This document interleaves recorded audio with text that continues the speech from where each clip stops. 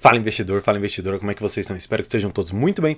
E hoje eu vou trabalhar com vocês alguns temas que são muito importantes. O primeiro deles é a questão que pode ser que a Eletrobras ela venha a comprar a Transmissora Paulista.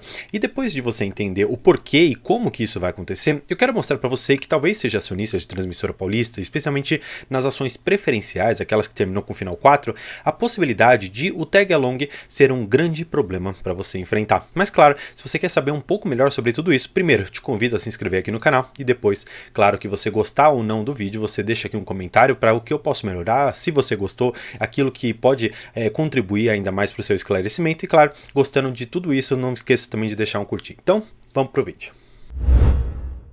Antes da gente começar, eu quero apenas fazer um convite. O primeiro link aqui na descrição, você vai perceber que existe o link direcionando ali para você ir para o nosso grupo do WhatsApp. Lá já somos muitas pessoas que estamos conversando sempre a respeito de mercado financeiro, ações, small caps e formas de enriquecer na Bolsa de Valores. Então, faço mais uma vez o convite para você entrar lá e dar um oi para a gente conversar, porque o grupo está bastante legal e está crescendo bastante. Além disso, quero também agradecer a todos vocês, porque eu completei aqui, graças a todos vocês, os 3.000 inscritos. Então, muito obrigado a vocês que estão acreditando no meu trabalho, que estão gostando de tudo que eu venho desenvolvendo aqui no canal. E para que a gente vá direto à notícia, porque eu gosto de trazer sempre a informação importante, eu vou trazer aqui, ó, Eletrobras, Elet 3 e claro, Elet 6 também vai fazer parte disso aqui.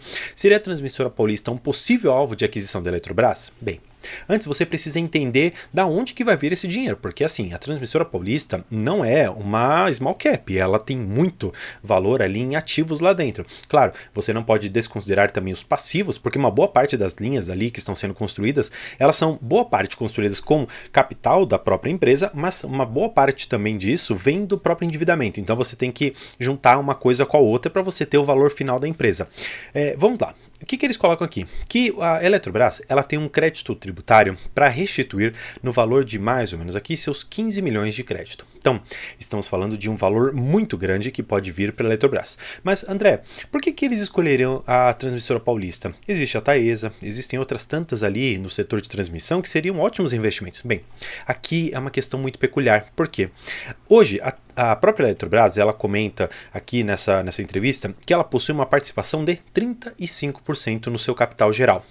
Primeira coisa que você precisa entender, a Eletrobras, ela tem a participação só nas PNs, só nas ordinárias, onde que ela tem participação. E para isso eu vou te trazer aqui no site de RI para que você enxergue de uma forma extremamente clara o que está acontecendo. Olha só, quando você vai para a questão das centrais elétricas, que é a própria Eletrobras, você percebe aqui a quantidade de ações que ela tem. E olha só que interessante, você vai poder perceber que no total ela tem aqui 35% do capital. Só que você tem que enxergar quantas ações ordinárias e quantas preferenciais. Por quê?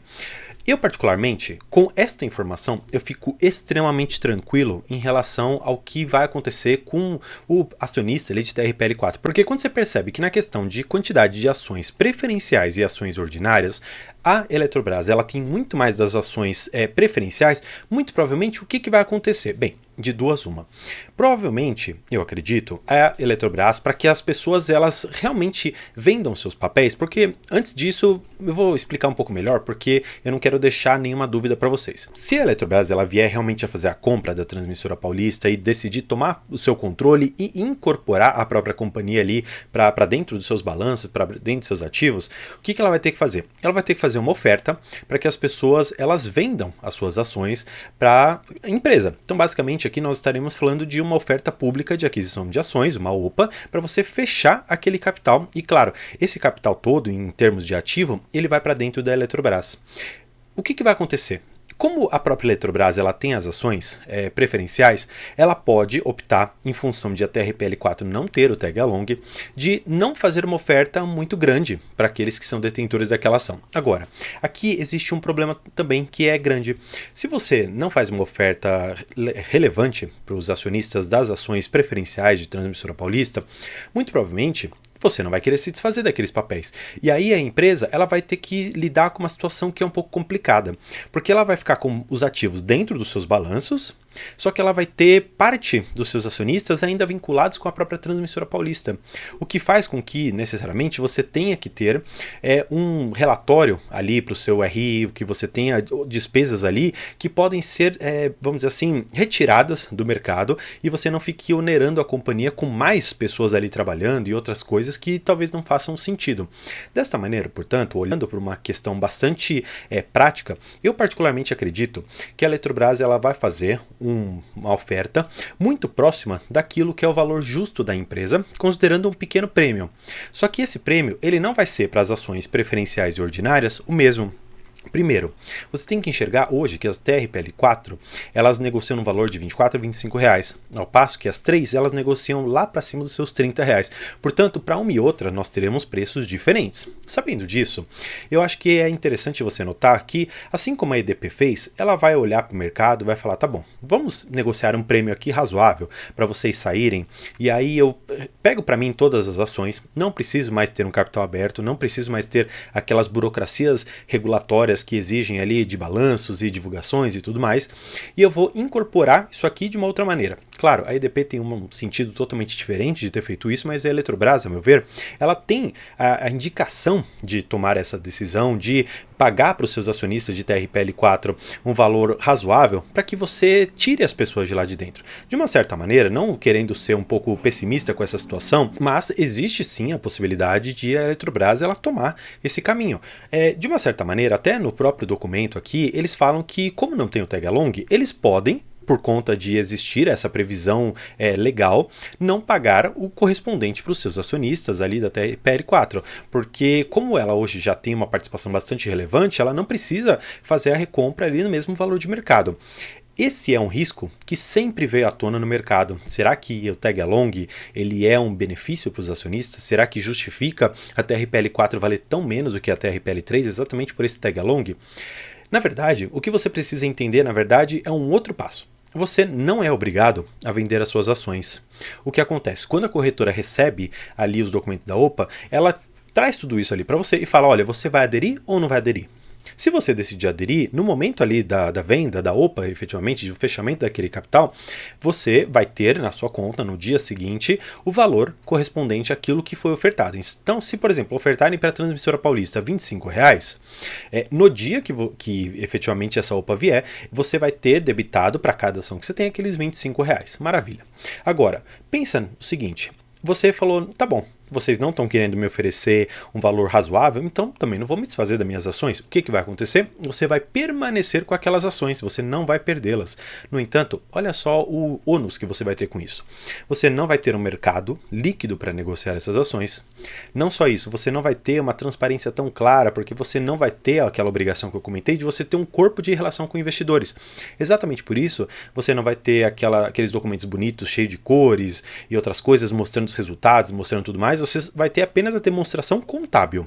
Então, olhando desta forma, você fica com esse ônus. No entanto, se a Transmissora Paulista ela permanecer na sua carteira, mesmo que essa OPA venha a acontecer, você permanecerá detentor ali dos direitos que essa ação te dá, como receber dividendos. Exatamente por isso que eu não acredito que a Eletrobras ela vai querer que as pessoas elas não optem. Então, eu acredito que vai haver uma assembleia, se efetivamente isso tudo acontecer, que a Eletrobras ela vai tomar a frente e dizer, olha, vamos estabelecer o seguinte, eu não vou dar 100% da tag along, porque não faz sentido eu pagar a mesma coisa para os acionistas ordinários, para aqueles com final 3, e aquelas para o final 4, em função de não ter um valor de mercado muito próximo. Existe essa possibilidade? É interessante? Bem, não sei muito bem, porque se ela oferecesse para mim hoje, considerando que ela queira fechar o capital, mais ou menos ali seus 27, 28 reais, talvez eu me desfizesse da minha posição. Agora, se ela me oferecer um preço ali perto do mercado, depende um pouco o que vai acontecer, se eu enxergar boas perspectivas, se vale a pena ou não assumir esse risco. O que eu quero mostrar para vocês aqui, na verdade, é que existe sim esse risco, existe sim essa possibilidade, porque hoje a Eletrobras ela já faz parte do quadro acionário com uma posição relevante de 35% do seu capital total. Não é votante, mas o capital total. O que quer dizer que para ela comprar o resto da companhia, os outros 65%, ela não precisaria, como por exemplo numa Taesa da vida, como alguma outra transmissora, desembolsar 100%, porque ela teria já uma participação aqui dentro da transmissora paulista. Exatamente por esse fato que você fica agora com uma situação que é um pouco incômoda. Por quê? Você vai ficar com aquela insegurança de não saber efetivamente o que a Eletrobras ela vai fazer, porque ela pode chamar ali uma assembleia dizendo o seguinte: olha, eu quero fechar capital, quero comprar tudo, eu tenho um crédito tributário de 15 bilhões e eu quero fazer frente a esse dinheiro todo, a colocar aqui na empresa e falar, vou comprar, vou fechar capital, vou colocar isso para dentro dos meus balanços. Só que aí, eu acredito sinceramente, mais uma vez, por mais que pareça repetitivo, mas é que eu quero tranquilizar todo mundo, é que não faz sentido para ela e não faz sentido nem para os investidores você permanecer com uma ação ilíquida, você permanecer com algumas obrigações regulatórias, algumas obrigações, vamos dizer assim, contábeis, que não precisam ser feitas e não é um gasto desnecessário para a empresa. Exatamente por conta disso que eu acredito que você, investidor de transmissora paulista, deve nesse momento olhar com bastante parcimônia para o mercado e talvez não aumentar a sua posição se você não se sentir seguro. Se por outro lado você enxergar de uma forma até um pouco otimista, como hoje eu enxergo toda essa situação aqui, você pode sim manter a sua posição ou quem sabe mesmo até aumentar, enxergando que pode ser que nessa assembleia que a Eletrobras venha chamar, pagando talvez um prêmio para que as pessoas saiam dessa ação, você consiga um determinado lucro. Claro, nada disso aqui é uma recomendação, isso aqui são apenas racionais que eu acho que são interessantes eu trocar essa ideia aqui com vocês para que a gente estabeleça uma forma clara de investir. Afinal de contas, o mercado ele é feito de regras, expectativas e aquilo que efetivamente se consolida. Então, se eu estabelecer uma determinada perspectiva, um determinado cenário com vocês, e em cima desse cenário que talvez você não tivesse noção, conseguir enxergar um risco que você não quer correr, talvez hoje, considerando que a empresa está em alguma cotação bastante alta, você pode ainda sair no lucro, você pode ainda sair num preço razoável. Se você achar que vale a pena o risco, que talvez seja um cenário que não venha a acontecer, e você quer aumentar a posição porque é uma empresa boa, poxa, seria bastante interessante. Aqui, na verdade, eu quero apenas mostrar para você que existe um cenário diferente, existem cenários importantes, e claro, se você não sabia a respeito de tag along, não sabia como entrar, por exemplo, no RI, não sabia, por exemplo, que havia outras notícias importantes aqui no mercado financeiro, faço mais uma vez o convite para você se inscrever aqui no canal, porque essas informações relevantes eu sempre trago aqui para que você fique bem informado e para que você invista bem para alcançar tão logo a liberdade financeira. Então, mais uma vez, muito obrigado e